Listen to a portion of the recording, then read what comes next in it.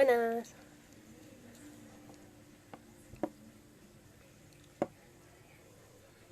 Bueno, pues ya es domingo. Domingo no, se va a terminar domingo como quien dice, maricón. Bueno, vale, ya es domingo que está terminando. Hola, Gema. Pues nada, hemos estado un par de domingos de vacaciones. Pregunté y la gente me dijo que sí, que me daba permiso. Así que 2 dominguitos de descanso. Y bueno, como al final hago los directos un poco. Para la gente que los veis, pues... Hola, Virginia. Te saludo. Para la gente que los veis y eso, pues... ¡Hola, fantasía! Pues bueno, que como al final... hola, Héctor. Como al final se hacen los directos para vosotros, para que los disfrutéis y con lo que queréis escuchar y ver y todas esas cosas, pues bueno, he preguntado a ver qué os apetecía, que normalmente es un directo de poesía, ya sabéis. Hola. Pero bueno, he preguntado y la gente, la mayoría, salvo muy poquitos que me han dicho que poesía, la mayoría me han dicho que querían cuentos. Pues nada, pues cuentos. Hombre, aviso que leer cuentos es más ratito hablando yo ahí vosotros. Pero bueno, la gente ha pedido cuentos, pues cuentos. Así que, bueno, algunos me han dicho cuentos para niños, cuentos para adultos, cuentos de algún autor en especial, cuentos de alguna temática en especial. Hola, Marta. Así que bueno, pues empezamos. Vale, voy a empezar así un poco modo niño. De niño voy a leer poco y no sé si niño. Pero bueno, quien me conoce sabe que soy muy friki y soy muy friki de Harry Potter sobre todo. Así que los cuentos de Videl el Bardo. Los cuentos de Videl el Bardo salen en la saga de Harry Potter y yo, como estoy muy fan de Poste, pues tengo el libro, evidentemente. Así que bueno, pues venga, los cuentos son, a ver, he intentado coger los más cortitos que he podido, pero bueno, no deja de ser cuento, no un poema, ¿vale? Así que bueno, a ver lo que me va dando tiempo, porque claro, los poemas los tengo un poquito mejor, pero leer cuentos no lo tengo yo muy calculado. Así que bueno, vale. Venga, los cuentos de Videl el Bardo se los voy a dedicar a Marta, que yo sé que le gusta también Harry Potter. Así que bueno, pues venga, el primer cuento se llama, luego comentarme o irme diciendo si os gusta, qué rollo, que no, que sí, ya está, ¿vale? Venga, el primer cuento que voy a leer se llama El mago y el cazo saltarín. Venga. Había una vez un anciano y bondadoso mago que empleaba la magia con generosidad y sabiduría en beneficio de sus vecinos.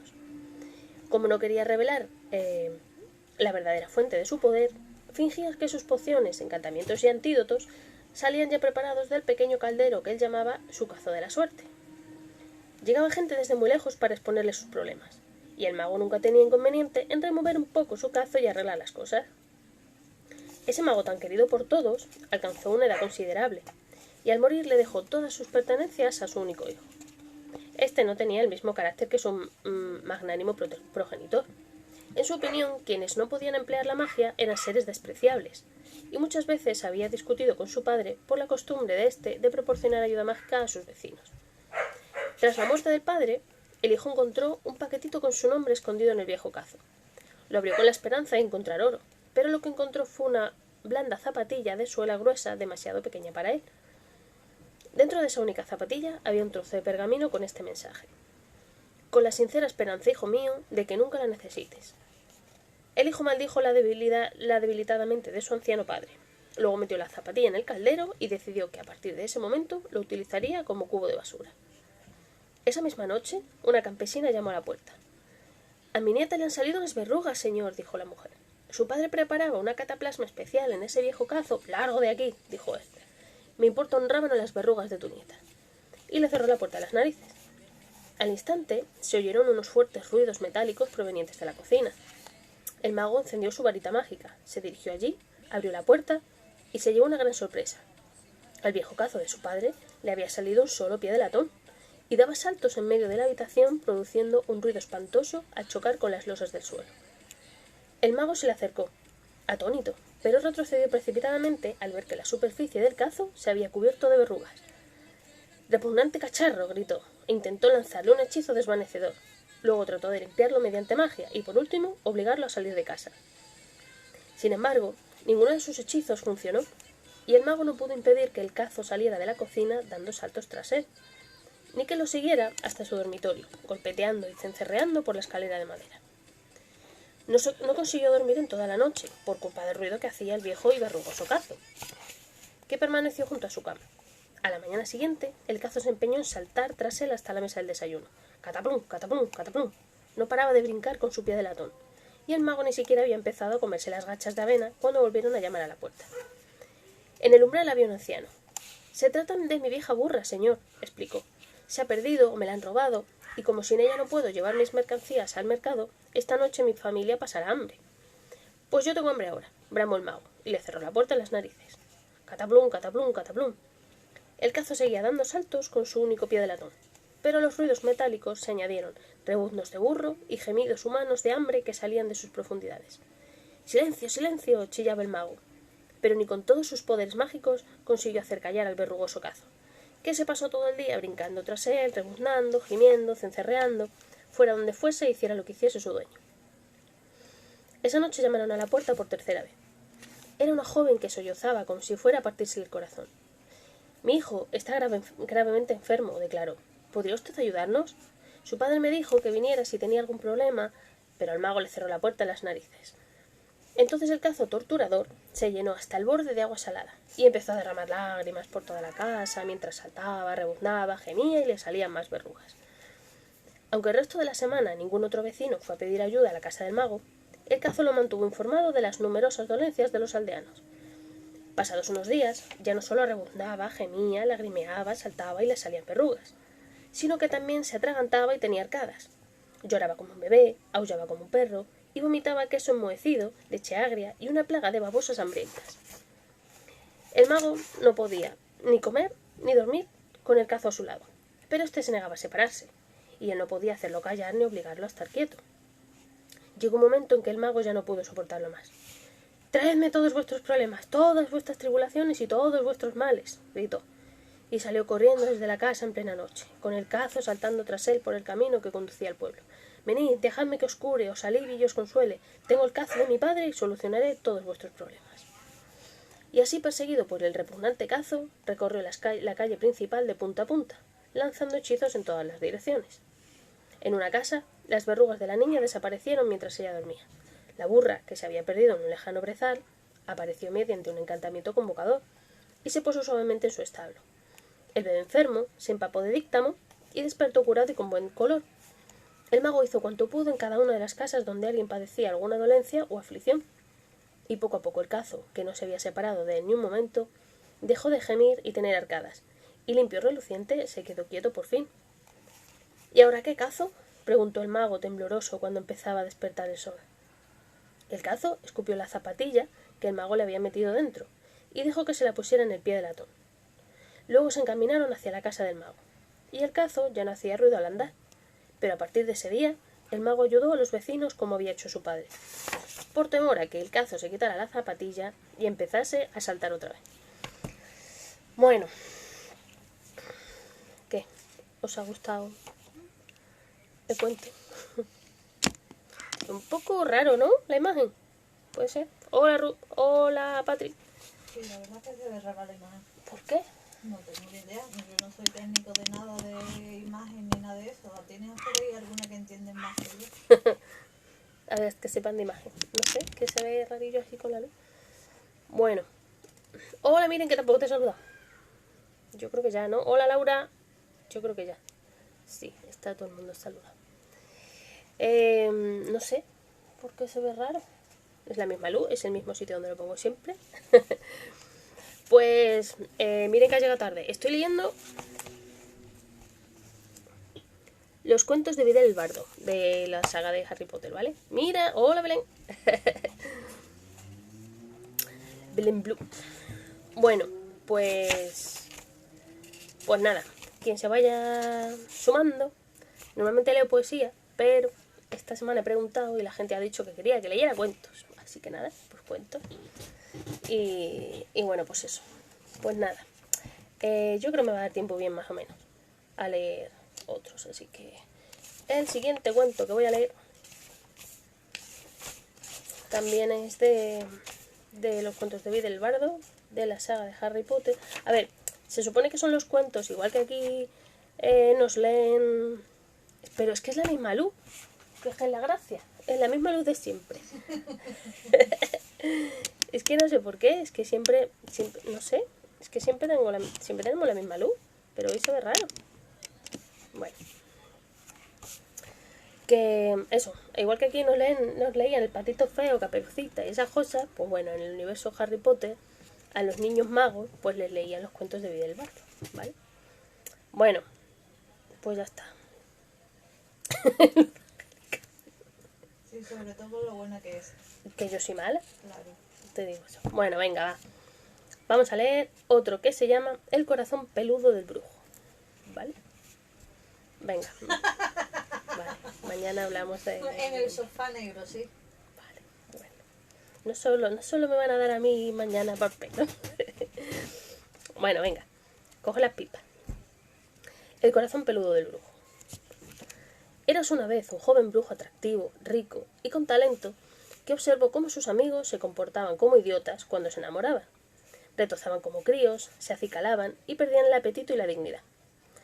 Así pues decidió no caer nunca en esa debilidad y empleó las artes oscuras para evitarlo. La familia del brujo, que ignoraba su secreto, se sonreía al verlo tan frío y distante. Todo cambiará el día que quede prendado de una doncella, profetizaban. Pero el joven brujo no quedaba prendado de nadie, pese a que más de una doncella sentía intriga por su altivo semblante y utilizaba sus encantos más sutiles para complacerlo. Ninguna consiguió cautivar su corazón. El brujo se vanagloriaba de su propia indiferencia y de la sagacidad que le había producido. Transcurridos los primeros años de la juventud, los amigos del brujo empezaron a casarse y más adelante a tener hijos. Sus corazones deben estar resecos como cáscaras por culpa de los lloriqueos de sus críos. Se burlaba el brujo para sus adentros mientras observaba las payasadas de aquellos jóvenes padres. Y una vez más se felicitaba por la sabia decisión que tomara en su día. A su debido tiempo, los ancianos padres del brujo fallecieron. Pero este no lloró su muerte, al contrario, se alegró de ella, porque ahora reinaría solo en el castillo. Había guardado su mayor tesoro en la mazmorra más recóndita, y así pudo entregarse a una vida de lujo y desahogo, en la que su comodidad era el único objetivo de los numerosos sirvientes que lo rodeaban. El brujo estaba seguro de que provocaba una inmensa envidia a todos cuanto contemplaban su espléndida y apacible soledad. Por eso sintió una ira y un disgusto tremendo cuando un día oyó a dos de sus lacayos hablando de su amo. El primer criado expresó la pena que sentía por él, pues pese a toda su riqueza y poder, seguía sin tener a nadie que lo amara. Pero su compañero, riendo con burla, le preguntó por qué creía que un hombre con tanto oro y dueño de tan grandioso castillo no había conseguido una esposa. Estas palabras asestaron un duro golpe al orgullo del brujo. Así pues decidió esposarse de inmediato con una mujer que fuera superior a todas las demás. Tenía que poseer una belleza deslumbrante, para despertar la envidia y el deseo de todo hombre que le contemplara. Descender de un linaje mágico, para que sus hijos heredaran dones extraordinarios y poseer una riqueza como mínimo equiparable a la suya, para así continuar con su cómoda existencia pese al aumento de los gastos domésticos. El brujo podía haber tardado 50 años en encontrar una mujer así, pero resultó que el día después de tomar la decisión de buscarla, una doncella que cumplía todos los requisitos llegó a la región para visitar a unos parientes. Era una bruja de una habilidad prodigiosa y poseía una gran fortuna en oro. Su belleza era tal que cautivaba el corazón de todos los hombres que la miraban, es decir, todos los hombres excepto uno. El corazón del brujo no sentía absolutamente nada. Aún así, ella era el premio que él buscaba, de modo que empezó a cortejarla. Quienes se percataron de su cambio de actitud se asombraron, y le dijeron a la doncella que había logrado aquello en lo que centenares de mujeres habían fracasado. La joven también se sentía fascinada, y al mismo tiempo repelida por las atenciones que le dedicaba el brujo. Jamás había conocido a un hombre tan raro y distante, y percibía la frialdad que yacía bajo la ternura de sus lisonjas. Sin embargo, sus parientes opinaban que esa unión era muy conveniente, y deseosos de fomentarla, aceptaron la invitación del brujo al gran banquete que organizó en honor de la doncella. La mesa repleta de plata y oro fue servida con los mejores vinos y manjares más deliciosos. Unos trovadores tocaban laúdes con cordaje de seda y cantaban canciones sobre un amor que su amo nunca había sentido. La doncella estaba sentada en un trono junto al brujo, quien en voz baja le dedicaba tiernas palabras que había escamoteado a los poetas sin tener la menor idea de su verdadero significado. La doncella escuchaba desconcertada y al fin le replicó: «Hablas muy bien, brujo, y me encantarían tus halagos si pensara que tienes corazón». El anfitrión sonrió y le aseguró que no debía preocuparse por eso. Le pidió que lo acompañara. Ambos salieron del salón donde se celebraba el banquete, y él la condujo hasta la mazmorra donde guardaba su mayor tesoro. Allí, en un cofre encantado de cristal, reposaba el corazón del brujo. Como llevaba mucho tiempo desconectado de los ojos, los oídos y los dedos, nunca lo había estremecido la belleza, una voz cantarina o el tacto de una piel tersa. Al verlo, la doncella se horrorizó, pues el corazón estaba marchito y cubierto de largo pelo negro. «¿Pero qué has hecho?», se lamentó. «Devuélvela a su sitio, te lo suplico». El brujo comprendió que debía complacer a la joven, así que sacó su varita mágica, abrió el cofre de cristal, se hizo un tajo en el pecho y devolvió el peludo corazón a la vacía cavidad original. «Ya estás curado, y ahora conocerás el amor verdadero», exclamó la doncella, radiante, y lo abrazó. La caricia de sus suaves y blancos brazos, el susurro de su aliento y fragancia de su espesa cabellera rubia, traspasaron como lanzas el corazón recién despertado del brujo. Pero en la oscuridad del largo exilio que lo había condenado, se había vuelto extraño, ciego y salvaje, y le surgieron unos apetitos poderosos y perversos. Los invitados al banquete se habían percatado de la ausencia de su anfitrión y la doncella. Al principio no se preocuparon, pero al pasar las horas empezaron a inquietarse y al final decidieron ir en su busca. Recorrieron todo el castillo y encontraron la mazmorra, donde los aguardaba una escena espantosa. La doncella yacía muerta en el suelo, con el pecho abierto. Agachado a su lado estaba el brujo, desquiciado y sosteniendo en una mano un gran corazón rojo, reluciente, liso y ensangrentado. Lamía y acariciaba ese corazón mientras juraba que lo cambiaría por el suyo. En la otra mano sostenía su varita mágica, con la que intentaba extraerse el corazón marchito y peludo. Pero el corazón peludo era más fuerte que el brujo, y se negaba a desconectarse de sus sentidos y volver al cofre donde había pasado tanto tiempo encerrado. Ante las horrorizadas miradas de sus invitados, el brujo dejó la varita y asió una daga de plata. Y tras jurar que nunca se dejaría gobernar por su corazón, se lo sacó del pecho a cuchilladas. Entonces se quedó un momento arrodillado, triunfante, con un corazón en cada mano, y a continuación se desplomó sobre el cadáver de la doncella y murió. No veas cuentecitos para los niños. ¿No? Bueno. Poetisa 1995, hola, que no te he saludado. Bueno, pues no sé qué os han parecido los cuentos de Harry Potter. Bueno, a ver. Por aquí tengo un cuento. A ver, me habían pedido que leyera alguna cosilla de Edgar Allan Poe, ¿vale? Y bueno, tengo la suerte de tener uno de estos libros con esta solerilla y estas cosas. Y bueno, el cuento que he elegido de Edgar Allan Poe se llama El corazón del ator. Y curiosamente, pues resulta que también me lo habían sugerido. Así que, bueno, pues allá va. No sé si os gusta Edgar Allan Poe, a mí me gusta mucho. A ver. Debo confesar que soy nervioso, muy, muy nervioso, tremendamente nervioso. Lo he sido siempre y lo sigo siendo. Pero ¿por qué os empeñáis en decir que estoy loco? La enfermedad había aguzado mis sentidos, pero no los había destruido ni embotado. Sobre todo, tenía un oído agudísimo. Oía todas las cosas del cielo y de la tierra, incluso muchas cosas del infierno. ¿Cómo pues puedo estar loco? Escuchad, y observad con cuánta cordura y con cuánta calma puedo contaros toda la historia. Es imposible decir cómo entró de primeras la idea en mi cerebro, pero una vez concebida me persiguió día y noche. Motivo no lo había, pasión no lo había tampoco. Yo quería al viejo, nunca me había hecho mal, ni me había insultado. Su oro no lo codiciaba yo, creo que era su ojo. Sí, eso era, tenía un ojo de buitre, un ojo azul pálido con una catarata en él. Siempre que se fijaba en mí, se me helaba la sangre. Y así, muy gradualmente, decidí quitar la vida al viejo y de esa manera librarme del ojo aquel para siempre. Ahora viene el quid, me creéis loco, pero los locos no tienen idea de nada. En cambio, deberíais haberme visto a mí, deberíais haber visto cuán sabiamente procedí, con qué precaución, con qué cautela, con qué disimulo puse manos a la obra. Nunca estuve más amable con el viejo que durante la semana anterior a su muerte. Y cada noche, a eso de las 12, Giraba el picaporte de su puerta y la abría. ¡Ah, con qué suavidad! Y luego, cuando la había abierto lo suficiente para pasar la cabeza, metía una linterna sorda, tapada, toda tapada, para que no se escapara ni un rayo de luz. Y luego introducía la cabeza.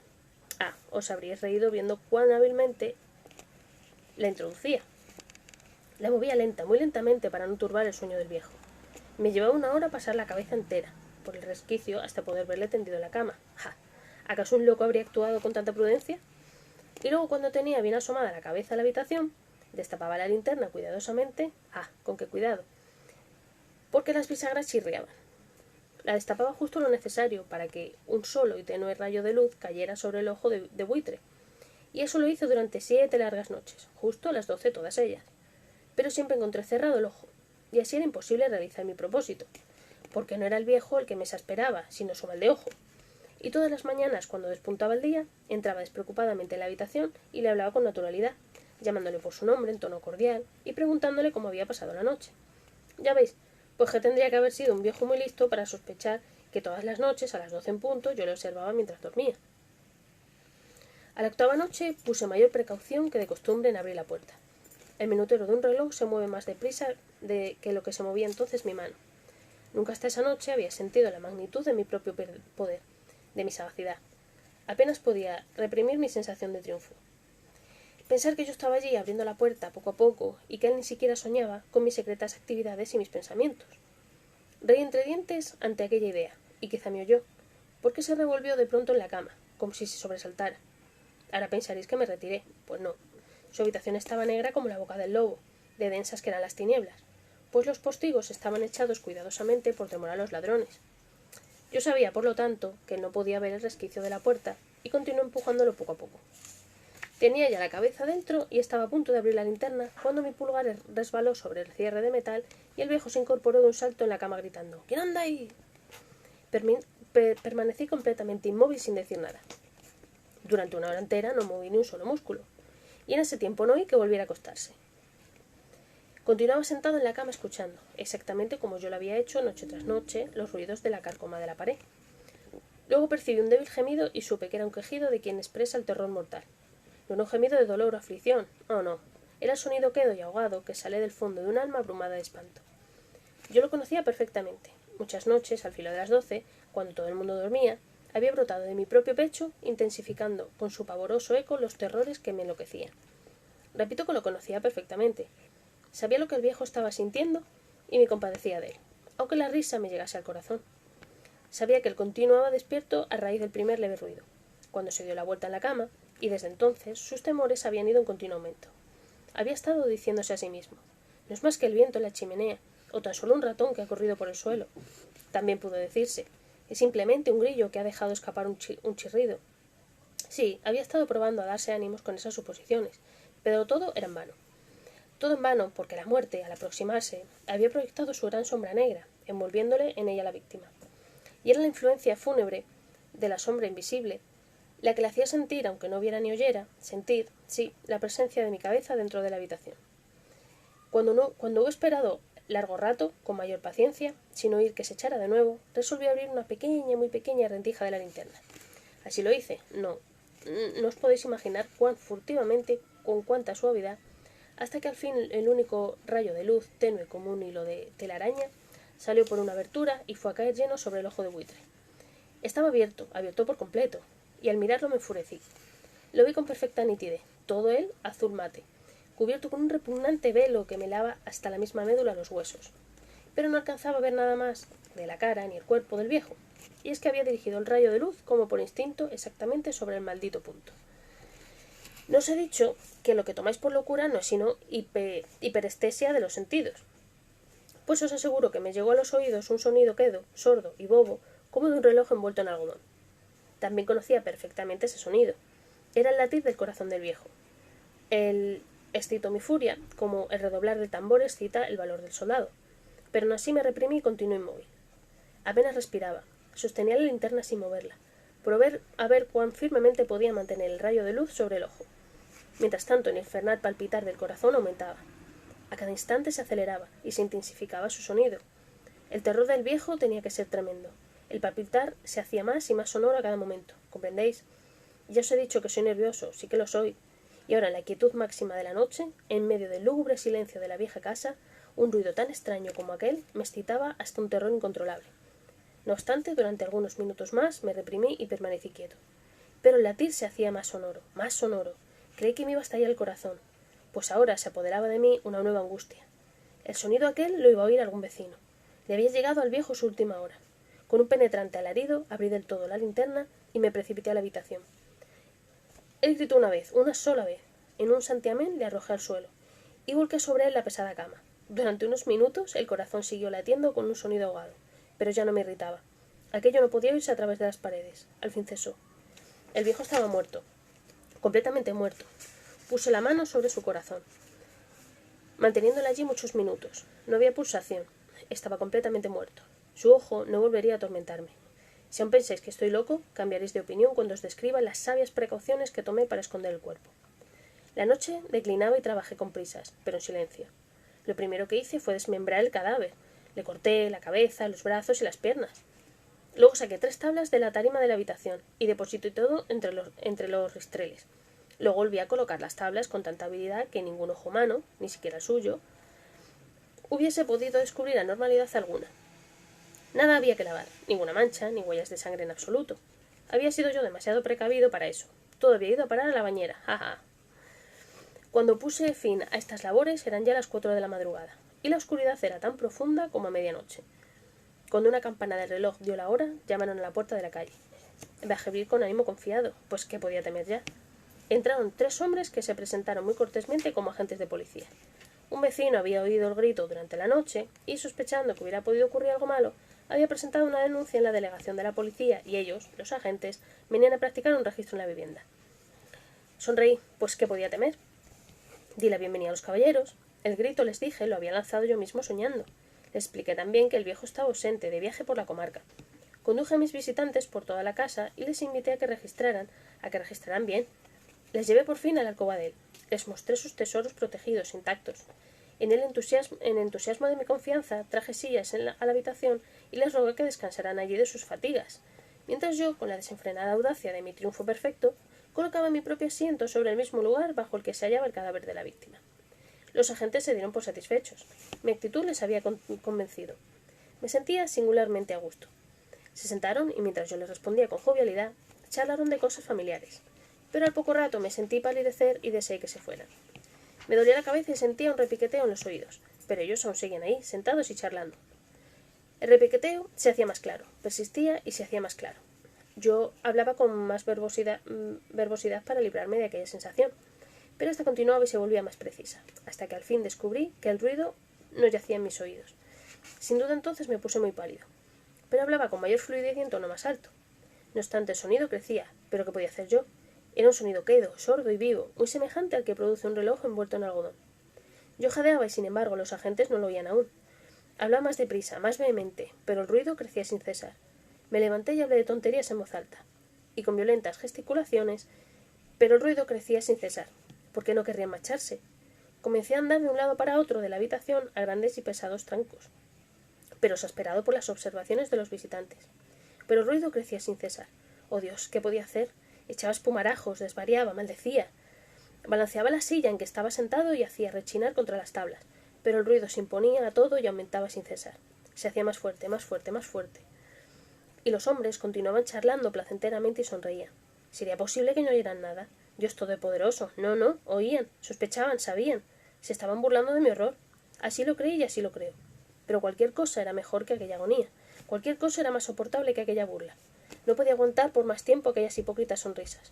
Comprendí que tenía que gritar o morir. Y ahora, otra vez, escuchad, más fuerte, más fuerte, más fuerte. ¡Miserables!, chillé. Dejad de disimular. Lo confieso todo. Arrancad las tablas. Aquí, aquí. Es el latir de su dioso corazón. No veas. El Edgar Allan Poe, ¿no? Se ha quedado tranquilo. Hola, la clásica. Bueno, hola Isa. Hola Pedro. Pues sí, bueno, para los que estéis viniendo más tarde, esta noche leemos cuentos, porque la gente ha pedido cuentos. Así que es buenísimo. Es buenísimo, me gusta. Vale, Bueno, para cambiar un poco y que sea un poquito más corto, me han pedido que lea cuentos de brujas, ¿vale? Así, cuentos de brujas. Entonces, bueno, he encontrado unas leyendas así, son cortitas, ¿vale? Y bueno, la primera se llama Las brujas de la Barroca. Se cuenta que tiempo atrás, por los vertientes de la Barroca, se reunían las brujas para cantar y bailar. En una de estas reuniones en plena noche, un jorobado descubrió el encuentro de las brujas que estaban cantando, lunes, martes, miércoles, y entonces él, bien animado, se incorporó cantando también, jueves, viernes, sábado. Descubierto por las brujas, el jorobado afortunadamente no sufrió ningún daño, al contrario. Recibió el favor de las brujas, que agradecidas por haberles enseñado 3 días más de la semana, lo libraron para siempre más de su joroba. Dicho y hecho, el jorobado se convirtió en un hombre nuevo. En su camino de retorno a casa, se encontró con un amigo que, boquiabierto por su encuentro con las brujas, decidió poner a prueba su suerte y emprendió el camino hacia la Barroca para mirar de conseguir también algún favor de las brujas. Cuando llegó al lugar, sintió, tal y como había explicado el jorobado, la canción de las brujas. Cuando éstas llegaron al sábado, el hombre chilló con voz alta y potente: ¡Y domingo! Poco afortunado y atrevido había estado aquel hombre, que no sabía que las brujas odiaban el domingo porque era el día del Señor. Una de ellas, bien enfadada, cogió la joroba del jorobado, que todavía estaba en el suelo, y se la puso en el pecho. Para siempre más el hombre tuvo que llevar aquella joroba por delante. Oh. Qué mal, ¿no? Bueno, hola, Carmen. Otro. Estos son cortitos, ¿vale? Para que no se dan como los otros cuentos. Venga, el siguiente se llama Garganta de las brujas. ¿Qué? En la garganta de las hadas había una hada que tuvo un niño que no podía amamantar y lo llevó a una mujer de Granollers de Rocacorba que había criado una niña. En señal de gratitud, el hada le dio una falda de salvado. La mujer, despreciando aquel presente, porque de salvado ya tenía en casa, lo lanzó a la fuente del Pedrero. Cuando llegó a casa, se dio cuenta de que en su falda todavía le quedaban algunas migas, pero que brillaban con fuerza. Lo que le había dado el hada en realidad había sido oro. Pues ya lo sabéis, no hay que despreciar los regalos. Bueno, la Vania del Boc y el demonio de Bosqueros. La leyenda explica que un demonio de Bosqueros, enfadado con su madre por un maleficio que preparaba para la gente de los alrededores, arrastró a su madre desde la Vania del Boc hasta la garganta que le dicen del demonio, en el Pla de San Joan, porque fue en esta garganta donde la lanzó. Se dice que por allí pasó el demonio durante mucho tiempo y no creció nada. Bueno. Otro. La mujer poseída por el demonio. Anda, que los cuentos de la bruja manda... Y los catalanes, que son todos catalanes, ¿no? Sí, estos sí, son como cuentecillas así de brujas, pero como de esa zona.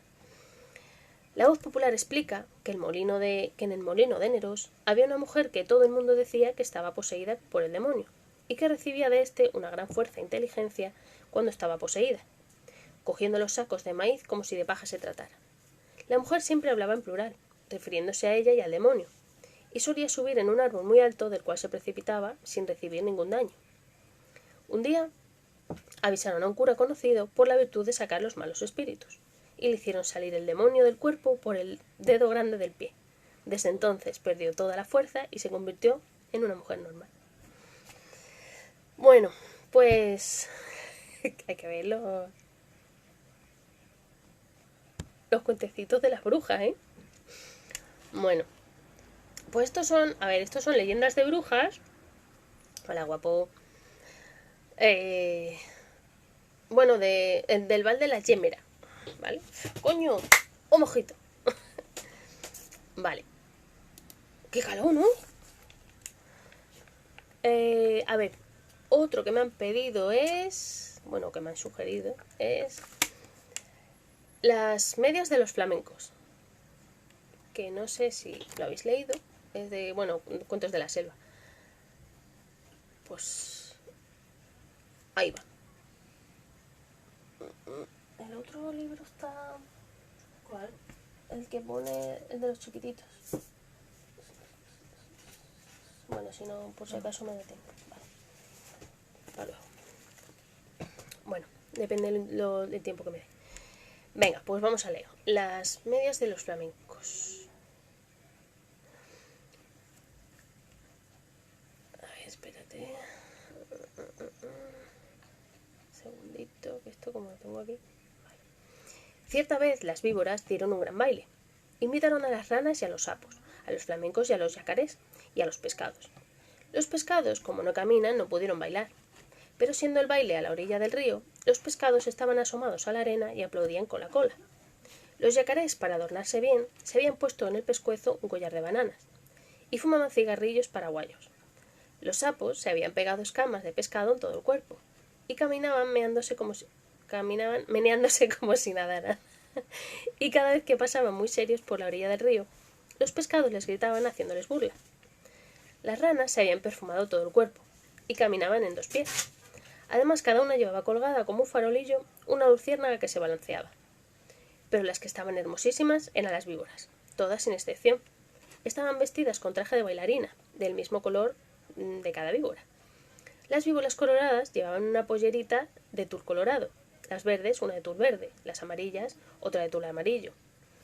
Y las yararás una pollerita de tul gris pintada con rayas de polvo de ladrillo y ceniza, porque así es el color de las yararás. Y las más espléndidas de todas eran las víboras de coral, que estaban vestidas con larguísimas gasas rojas, blancas y negras, y bailaban como serpentinas. Cuando las víboras danzaban y daban vueltas apoyadas en la punta de la cola, todos los invitados aplaudían como locos. Solo los flamencos, que entonces tenían unas patas blancas y tienen ahora, como antes, una nariz muy gruesa y torcida, solo los flamencos estaban tristes, porque como tienen muy poca inteligencia, no habían sabido cómo adornarse. Envidiaban el traje de todos, y sobre todo el de las víboras de coral.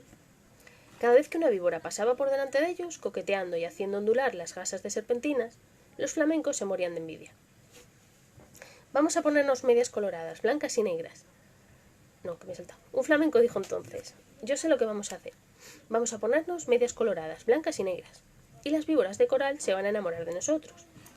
Y levantando juntos el vuelo, cruzaron el río y fueron a golpear un almacén del pueblo. Tan tan, pegaron con las patas. ¿Quién es?, respondió el almacenero. Somos los flamencos. ¿Tienes medias coloradas, blancas y negras? No, no hay, contestó el almacenero. ¿Están locos? En ninguna parte va a encontrar medias así. Los flamencos fueron entonces a otro almacén. Tan tan, ¿tienes medias coloradas, blancas y negras? El almacenero contestó. ¿Cómo dice? ¿Coloradas, blancas y negras? No hay medias así en ninguna parte. Ustedes están locos. ¿Quiénes son? Somos los flamencos, respondieron ellos. Y el hombre dijo: entonces con seguridad flamencos locos.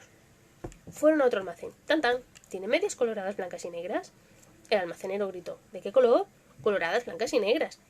Solamente a pájaros narigudos como ustedes se les ocurre pedirme medias así. Váyanse enseguida. Y el hombre los echó con la escoba. Los flamencos recorrieron así todos los almacenes, y de todas partes los echaban por locos. Entonces, un tatú que había ido a tomar agua al río se quiso burlar de los flamencos y les dijo, haciéndoles un gran saludo: buenas noches, señores flamencos. Yo sé lo que ustedes buscan. No van a encontrar medias así en ningún almacén. Tal vez haya en Buenos Aires, pero tendrán que pedirlas por encomienda postal. Mi cuñada la lechuza tiene medias así. Pídanselas, y ella les va a dar las medias coloradas, blancas y negras. Los flamencos le dieron las gracias y se fueron volando a la cueva de la lechuza. Y le dijeron: buenas noches, lechuza. Venimos a pedirte las medias coloradas, blancas y negras. Hoy es el gran baile de las víboras, y si no nos ponemos las medias, las víboras de coral se van a enamorar de nosotros. Con mucho gusto, respondió la lechuza. Esperen un segundo, y vuelvo enseguida. Y echaron a volar. Dejó solos a los flamencos, y al rato volvió con las medias. Pero no eran medias, sino cueros de víboras de coral. Lindísimos cueros recién sacados a las víboras que las lechuzas habían cazado. Aquí están las medias, le dijo la lechuza. No se preocupen de nada, sino de una sola cosa. Bailen toda la noche, bailen sin parar un momento. Bailen de costado, de pico, de cabeza, como ustedes quieran, pero no paren un momento, porque en vez de bailar, van entonces a llorar. Pero los flamencos, como son tan tontos, no comprendían bien qué peligro había para ellos en eso, y locos de alegría se pusieron los cueros de las víboras de coral, como medias, metiendo las patas dentro de los cueros, que eran como tubos. Y muy contentos se fueron volando al baile. Cuando vieron a los flamencos con sus hermosísimas medias, todos les tuvieron envidia. Las víboras querían bailar con ellos, únicamente, y como los flamencos no dejaban un instante de mover las patas, las víboras no podían ver bien de qué estaban hechas aquellas preciosas medias. Pero a poco, sin embargo, las víboras comenzaron a desconfiar. Cuando los flamencos pasaban bailando al lado de ellas, se agachaban al suelo para poder ver bien. Las víboras de coral, sobre todo, estaban muy inquietas. No apartaban la vista de las medias y se agachaban también tratando de tocar con la lengua las patas de los flamencos, porque la lengua de las víboras es como la mano de las personas. Pero los flamencos bailaban y bailaban sin cesar, aunque estaban cansadísimos y ya no podían más. Las víboras de coral que conocieron esto pidieron enseguida a las ranas sus farolillos, que eran bichitos de luz, y esperaron todas juntas a que los flamencos se cayeran de cansados. Efectivamente, un minuto después, un flamenco que ya no podía más tropezó con el cigarro de un yacaré, se tambaleó y cayó de costado. Enseguida las víboras de coral corrieron con sus farolillos y alumbraron bien las patas del flamenco, y vieron que aquellas medias, y lanzaron un silbido que se oyó desde la otra orilla de Panamá. «No son medias», gritaron las víboras. «Sabemos lo que es, nos han engañado. Los flamencos han matado a nuestras hermanas y se han puesto sus cueros como medias. Las medias que tienen son de víboras de coral». Al oír esto, los flamencos, llenos de miedo porque estaban descubiertos, quisieron volar, pero estaban tan cansados que no pudieron levantar una sola pata. Entonces las víboras de coral se lanzaron sobre ellos, y enroscándose en sus patas les deshicieron a mordisco las medias. Les arrancaron las medias a pedazos, enfurecidas, y les mordían también las patas, para que murieran. Los flamencos, locos de dolor, saltaban de un lado para otro, sin que las víboras de coral se desenroscaran de sus patas. Hasta que al fin, viendo que ya no quedaba un solo pedazo de media, las víboras los dejaron libres, cansadas y arreglándose las gasas de sus trajes de baile. Además, las víboras de coral estaban seguras de que los flamencos iban a morir, porque la mitad por lo menos de las víboras de coral que los habían mordido eran venenosas. Pero los flamencos no murieron. Corrieron a echarse agua, sintiendo un grandísimo dolor. Gritaban de dolor, y sus patas, que eran blancas, estaban entonces coloradas por el veneno de las víboras. Pasaron días y días y siempre sentían terrible ardor en las patas, y las tenían siempre de color sangre, porque estaban envenenadas. Hace de esto muchísimo tiempo, y ahora todavía están los flamencos casi todo el día con sus patas coloradas metidos en el agua, tratando de calmar el ardor que sienten en ellas. A veces se apartan de la orilla y dan unos pasos por la tierra para ver cómo se hallan, pero los dolores del veneno vuelven enseguida y corren a meterse en el agua. A veces el ardor que sienten es tan grande que encogen una pata y quedan así horas enteras, porque no pueden estirarla. Esta es la historia de los flamencos, que antes tenían las patas blancas y ahora las tienen coloradas. Todos los pescadores saben por qué es y se burlan de ellos, pero los flamencos, mientras se curan en el agua, no pierden ocasión de vengarse, comiéndose a cuanto pescadito se acerca demasiado a burlarse de ellos. ¡Qué guay!, ¿no? Es un cuento muy guapo para un niño también, ¿eh? Sí, está guay, está guay. Es un poco anti-bullying y esas cosas y anti de todo. Está guay. ¿Quién está por ahí? Juan, Lidia, hola. Es muy bonito, me ha gustado. Yo no lo había leído, la verdad. Y me gusta. Bueno. Pues yo creo que queda un poquillo, así que no queda como 15 minutitos por ahí. Está guay, ¿eh? Esta noche es así como de aprendizaje y de... Está chulo. Vale, bueno. Tengo una Miren en tu vida.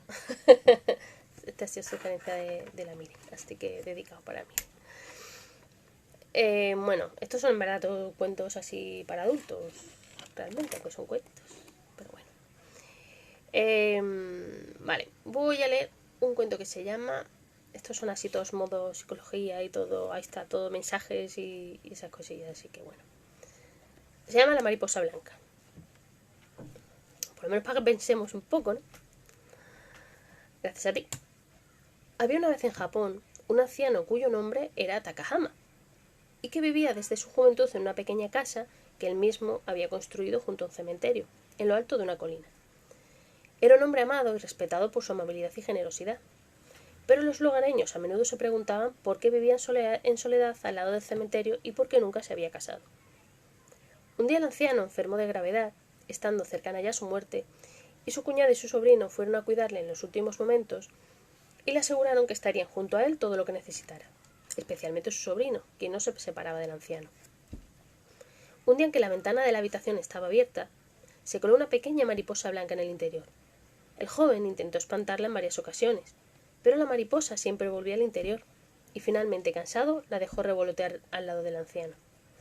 Tras largo rato, la mariposa abandonó la habitación y el joven, curioso por su comportamiento y maravillado por su belleza, la siguió. El pequeño ser voló hasta el cementerio que existía al lado de la casa, y se dirigió a una tumba, alrededor de la cual revolotearía hasta desaparecer. Aunque la tumba era muy antigua, estaba limpia y cuidada, rodeada de flores blancas frescas. Tras la desaparición de la mariposa, el joven sobrino volvió a la casa con su tío para descubrir que éste había muerto. El joven corrió a contarle a su madre lo sucedido, incluyendo el extraño comportamiento de la mariposa, ante lo que la mujer sonrió y le contó al joven el motivo por que el anciano Takahana había pasado su vida allí. En su juventud, Takahana conoció y se enamoró de una joven llamada Kiko, con la cual iba a casarse. Sin embargo, pocos días antes de su enlace, la joven falleció. Ello sumió a Takahama en la tristeza, de la que no conseguía recuperarse. Pero sin embargo decidió que nunca se casaría. Y fue entonces cuando construyó la casa al lado del cementerio, con el fin de poder visitar y cuidar todos los días la tumba de su amada. El joven reflexionó y entendió quién era la mariposa, y que ahora su tío Takahama se había reunido por fin con su amada Kiko. Un hermoso cuento de origen japonés que nos habla sobre el amor, capaz de trascender en el tiempo, incluso en la muerte. Un amor eterno. Qué bonito, ¿no? Es bonito, bonito, bonito. A ver. Vale. Este es un poquito largo. Bueno, todavía da tiempecillo. Había uno por el final. El de Bukai, ¿no? No, de Bukai no era. Entonces, ¿cuál quieres que lea? El último me parece que es. El de elefante no, ¿no? No, ya te lo has pasado. Ahí. ¿Este? Sí. Ah, vale. Está guay, está guay. Vale, este se llama Tú gobiernas tu mente, no tu mente a ti. Érase una vez un estudiante zen que se lamentaba de que no podía meditar, ya que sus pensamientos se lo impedían. Este dijo a su maestro que sus pensamientos y las imágenes que generaba no le dejaban meditar, y que aun cuando se iba unos instantes, al poco volvían con mayor fuerza, no dejándole en paz. Su maestro le indicó que esto solo dependía de sí mismo y que dejara de cavilar. Pero el estudiante siguió indicando que los pensamientos le confundían y no le dejaban meditar en paz, y que cada vez que procuraba concentrarse, le aparecían pensamientos y reflexiones de manera continuada, a menudo poco útiles e irrelevantes. A esto el maestro le propuso que cogiera una cuchara y la sostuviera en la mano. Mientras se sentaba, intentaba meditar. El alumno obedeció, hasta que de pronto el maestro le indicó que dejara la cuchara. El alumno lo hizo, dejándola caer al suelo. Miró a su maestro confuso y éste le preguntó que quién agarraba a quién, si él a la cuchara o la cuchara a él. Pues nada, repensad. ¿No? Pues eso, nosotros somos los que tenemos que tener el control sobre los pensamientos, no que los pensamientos nos controlen a nosotros. ¿No? Pues sí. Venga, otro cortito, ¿no? Vale, este cortito. Y luego ya leo otro de otro libro que tengo. Vale, este se llama El Mundo, es de Eduardo Galeano. Un hombre del pueblo Neguá, en la costa de Colombia, pudo subir al alto cielo. A la vuelta contó. Dijo que había contemplado desde arriba la vida humana. Y eso que somos un mar de fueguitos. El mundo es eso, reveló. Un montón de gente, un mar de fueguitos. Cada persona brilla con luz propia entre todos los demás. No hay dos fuegos iguales. Hay fuegos grandes y fuegos chicos y fuegos de todos los colores. Hay gente de fuego sereno, que ni se entera del viento, y gente de fuego loco, que llena el aire de chispas. Algunos fuegos bobos, no alumbran ni queman, pero otros arden la vida con tanta pasión que no se puede mirarlos sin parpadear, y quien se acerca, se enciende. Bueno, pues es un microcuento para que sepáis los tipos de fuegos que hay por ahí, ¿no? Bueno. Y ya, pues como nos queda poquito... A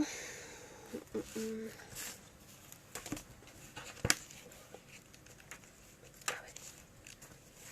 Jugué con la luz. Cachila más. Voy a tener que venir a mirar la bombilla. A ver, ya. Vale.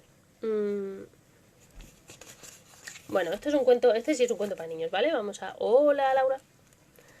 Sí, voy a acabar con uno así, un cuento para niños, ¿vale? Bueno, este cuento es de un certamen literario, que se llama Antonio Robles. Era un certamen de cuento y poesía, y voy a leer un cuento que se llama La locomotora viajera, y que lo escribió una niña de tercero, y a ver qué os parece. Había una vez una locomotora que tenía 2 vagones. La locomotora tenía campanas, un asiento y el volante. El volante era negro, el asiento también negro, las campanas eran doradas. El que conducía la locomotora era un hombre alto y guapo y que había viajado por todo el mundo, porque le gustaba viajar mucho y así poder ver toda clase de sitios. Pero un día la locomotora no volvió a andar, y el conductor se puso muy triste porque ya no volvería a ir en ella, que siempre había sido su más fiel compañera en todos los viajes, lloviese o hiciera sol. Entonces decidió no ir a ningún sitio más solo y quedarse a su lado. Pero el jefe de la locomotora se enteró de que no andaba y mandó al maquinista a volver al trabajo y que la locomotora fuera llevada a la chatarra. ¿Para qué servía ya? Para nada. Después de lo útil que había sido durante tantos años. El conductor no quiso ni por un momento perder a su locomotora de vista. Entonces decidió pedir unas vacaciones porque estaba cansado y necesitaba descansar, y se los dieron. Entonces retiró la locomotora antes de que se la llevaran a la chatarra. Se dedicó durante las vacaciones a limpiarla y arreglarla día y noche, sin descansar, hasta que la puso a punto para poder viajar. Y la mejor manera que tuvo la locomotora de agradecérselo fue volviendo a funcionar de nuevo. El conductor volvió de sus vacaciones y contó todo lo que había ocurrido, pero como no se lo podían creer, fueron a comprobarlo y vieron que era cierto, y volvieron a poner a la locomotora con el conductor de siempre, y prometieron no volver a separarse, pues entre ellos se entendían muy bien y nunca tendrían problemas. Pues a los dos les gustaba lo mismo, ir de un lado para otro, llevando siempre gente que tenía que hacer ese trayecto. Y la locomotora le pusieron de nombre la locomotora viajera, y se hizo muy conocida entre los niños del mundo que salían a verla por los sitios que pasaban. Al ver esto, la locomotora se ponía muy contenta, y corría más para poder así llegar más pronto a todos los sitios. Fue pasando el tiempo y llegó un momento que los dos, la locomotora y el conductor, se encontraron cansados y se retiraron a la vez. A la locomotora la llevaron al museo, por el buen servicio que había hecho, y el conductor se fue a su casa. Pero no pasó un solo día sin que fuera a ver a su amiga la locomotora y recordar lo bien que se lo habían pasado siempre en sus viajes por todo el mundo. Al museo iban a ver a la locomotora niños de todas las edades, y le preguntaban al conductor que les contaba algunos de los viajes que habían hecho, pues en todos ellos tenían algunas anécdotas que contar. Y los niños se quedaban entusiasmados escuchándolas. Pero un día, cuando abrieron el museo, no estaba la locomotora, y en su lugar había un papel que ponía: «Nos hemos ido a ver a otros niños de países más lejanos, y les contaremos las historias que os hemos contado a vosotros durante el tiempo que hemos estado aquí. Pero volveremos antes de que os figuréis». Pero no al museo. La locomotora no quiere ir porque dice que es muy aburrido. Prefiere quedarse en la estación viendo gente. Y yo, el conductor, me quedaré con ella para que así no esté sola y nos haremos mutua compañía.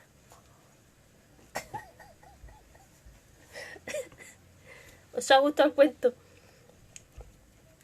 Angelito. 8 años. ¿Quién lo escribió? Tercero de GB.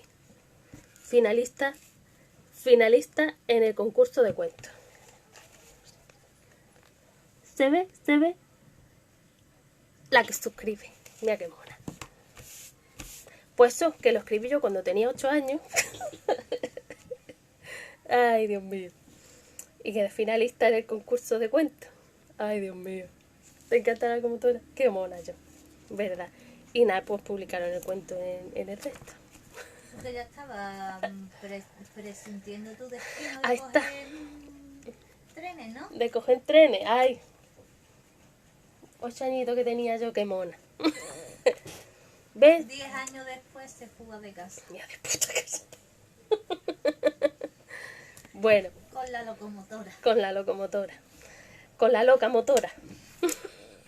Bueno, pues nada, espero que os haya gustado el cuento y que os hayan gustado todos los cuentos. Y qué calor tengo esta noche, joder. Ahora que guardar el ventilador, me cago en la leche. Dios mío. Pues bueno, que nada, que bueno, está guay porque hemos cambiado un poquito de poesía a otra cosa. Y nada, espero que os hayan gustado. Y la semana que viene, pues, a ver qué queréis. Habrá que leer algo de poesía, ¿no? A ver qué se os ocurre, a ver qué... ¿Eso va a terminar? Sí, ¿Por ya. qué? Pues prácticamente medio, Joder. por eso. Así que, pues ya está. Y nada, y gracias a todos los que estáis aquí siempre. Y que os cuidéis, que siga habiendo COVID, que todas esas cosas, ¿no? Que empezamos esto en las cuarentenas Y y vamos a seguir en cuarentena. me parece que como sigamos de estas maneras, pues nos van a meter ahí en cuarentenas otra vez. Así que tened cuidado, no salgáis, salid poco. Y si salís, pues tened cuidadito y todas esas cosas. Cuidado con que no juntáis. No, ahí está, tened cuidado con quién os juntáis. Mascarilla que no se olvide. Y ya está, y lavar las manos y las mascarillas y las cosas, que se supone que lo sabemos todos, pero que la gente pasa 3 kilos y no lo hace. Y así está la cosa. Y bueno, pues nada, que si es bueno, que mañana es lunes. Y... Ah, venga, recomendaciones de Miri. Leyendas de Medina Zara. Pues ala, apuntar, yo me lo voy a apuntar también Miren, dime de dónde sacas el tiempo para leer. para leer tanto. Ya veo, Porque es que no... Es que no sabemos cómo no puede sé, ser. de verdad, ya. Porque... Yo por ponerme en plan 2 pinzas en los ojos, a ver si aguanto más con los ojos abiertos, porque vamos. ¿Tú qué estás pasando apunte en medio de mi Yo, directo, no? escuchando, estoy pasando los No te apuntes. puedo creer. Pasando apunte. Aquí Mira, está estoy uno. pasando apuntes para cuando saques tu próximo libro, ayudarle a la Marta a editarlo. Ah, vale. Así que no te quejes, coño. A maquetarlo, ¿no? Y a todas esas cosas. Sí. Bueno, pues nada. Pues bueno, que eso, que estudies mucho y que muchas gracias por estar aquí y que el domingo que viene, pues más. Ya durante la semana, pues vamos mirando, ¿no? Las cositas. Y a los que lo veáis después, pues nada, pues mucho besito también. Venga, a despedirse. Cari. Adiós. Adiós. Adiós.